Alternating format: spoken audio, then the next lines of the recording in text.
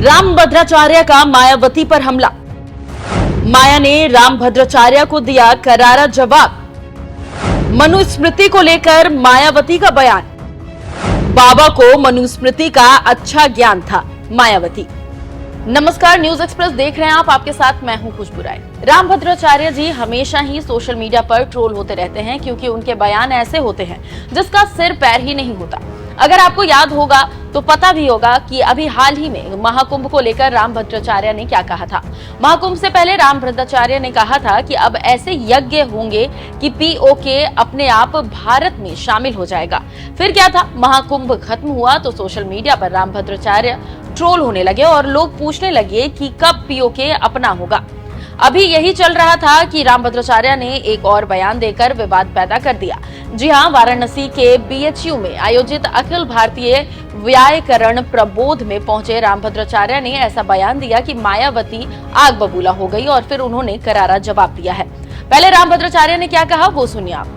जगत गुरु रामभद्राचार्य ने मनुस्मृति को लेकर कहा कि यदि किसी ने शुद्ध दूध पिया हो तो आकर मुझसे मनुस्मृति पर चर्चा करे।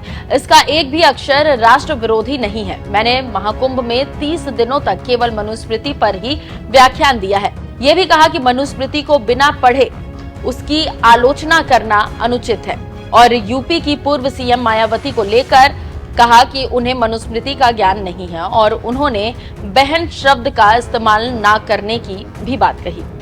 तो सुन लिया आपने कि क्या कह रहे हैं रामभद्राचार्य, और इसी को लेकर मायावती भड़क उठी और ऐसा करारा जवाब दिया कि रामभद्राचार्य सहम गए। बनारस में जैसे ही रामभद्राचार्य ने सवाल किया, इसका जवाब मायावती ने सोशल मीडिया पर दिया है, जिसकी चर्चा अब हर तरफ हो रही है। बसपा सुप्रीमो मायावती ने कहा कि बाबा साहेब डॉक्टर भीमराव अंबेडकर को मनुस्मृति का पूरा ज्ञान था। उनकी अनुयायी और बीएसपी की राष्ट्रीय अध्यक्ष को भी इसका पूरा ज्ञान है।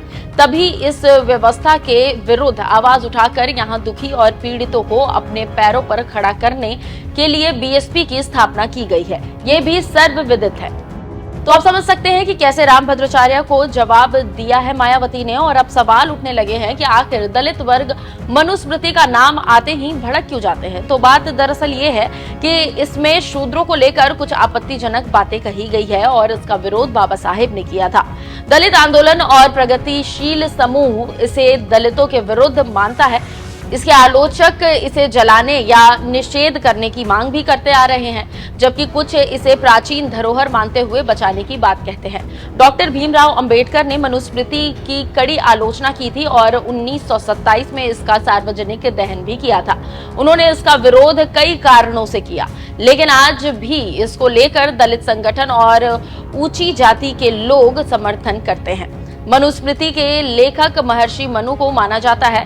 इसे भारतीय धर्मशास्त्र का एक महत्वपूर्ण ग्रंथ भी कहा जाता है, जो विभिन्न धार्मिक, सामाजिक, राजनीतिक और न्यायिक नियमों के बारे में अपनी बात करती है। महर्षि मनु को ब्रह्मा के मानस पुत्र के रूप में भी देखा जाता है। तो आप समझ सकते होंगे कि क्यों मनुस्मृति का विरोध होता है और क्यों मायावती ने रामभद्राचार्य पर हमला बोला है। आप इस पूरी रिपोर्ट पर क्या राय रखते हैं, कमेंट कर जरूर बताइएगा। नमस्कार।